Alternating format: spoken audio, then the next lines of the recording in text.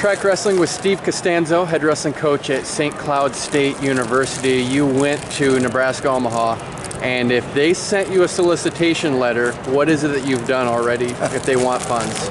Yeah, I've just told them to take me off their mailing list and do not contact me any longer. So I don't know, I said it in a nicer way than that. So yeah, I'm not interested in helping the University of Nebraska-Omaha out any longer. I'm still pretty bitter about what they've done to the program, and not just wrestling but football as well, and taking away those opportunities from those student athletes for the future. And then we've had some great support from wrestling and football at Nebraska-Omaha through the years, to put that university on the map. And just not really happy about the situation, and it's been a long time ago, but it's going to take I don't think we'll ever get over it. So. What do you think the rationale was in hindsight? Honestly, for dropping? I just think that it was relationships, and I think jealousy, and I think there was a lot of that going on between Trev Alberts and Mike Denny behind the scenes, and that's just my own opinion. But I think that Coach Denny was able to raise a lot of funds that maybe Trev Alberts wanted to get his hands on, and so why not take Mike Denny out of the picture and get those funds and give to the overall athletic department, and I think that's what happened. We're at the national duels, and Mike Denny will be here. Is it always good to see him? It's always good to see Coach Denny. It's a second father to me. I know Coach Denny a lot. I wouldn't be where I'm at today if it wasn't for Coach Denny, and I consider Coach Denny family. 4 out of the last 5 NCAA championships, Division II. You got a second place in there as well. How have you done it? How have you had such a great run right now?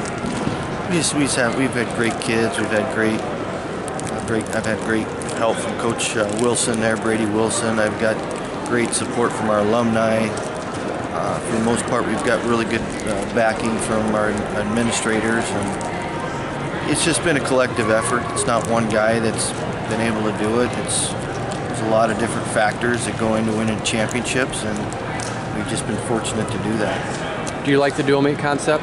Love it. If there's any way we could possibly make it sanctioned with the NCAA, I'd be all for it. I'd still want to have the individual tournament as well, but I think this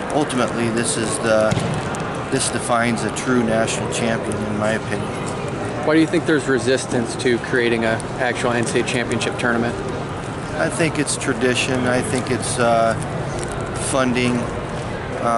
When you combine those two things, and maybe even politics a little bit, you combine those 3 things. I mean, those are huge factors right there. But change ultimately has to happen eventually, and we're continuing to grow the sport and so forth. And